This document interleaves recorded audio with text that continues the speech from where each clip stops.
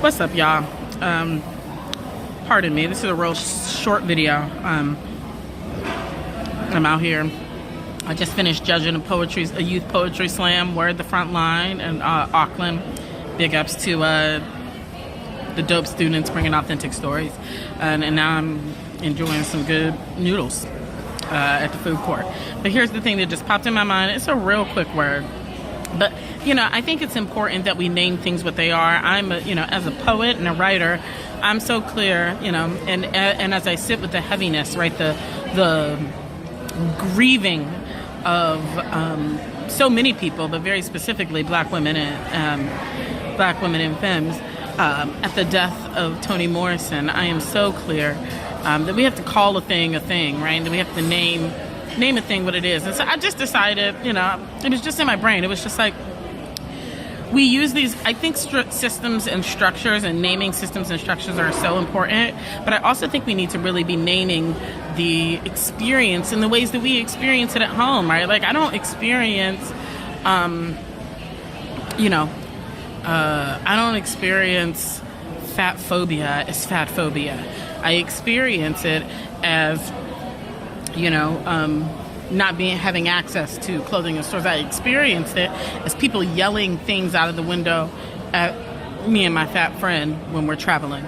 Like, that's the real experience I have. And so I think naming things what they are is really important. And so it just made me think about dumbass Trump and the fact that we continue to call this man,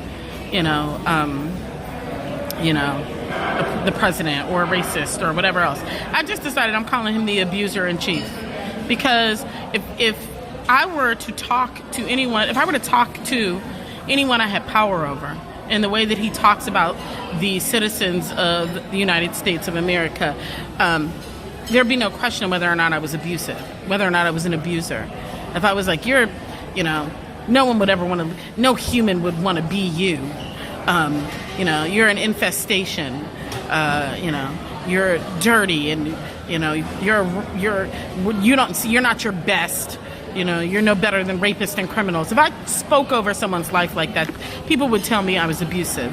And so I'm just gonna start calling this homie exactly what he is. He's the abuser in chief, utilizing the highest political position in the United States to be globally abusive, right? And so, yes, like fascism, yes, white supremacist ideologue, yes, but at the core, what would we be telling any person being abused in the way that the citizens of the United States are being abused by this man? What would we be telling them to do?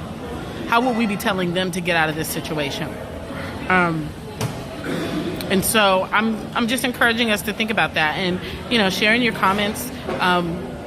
What should be the strategies to dealing with this abuser in chief who is constantly abusing us? Just a pondering. Word.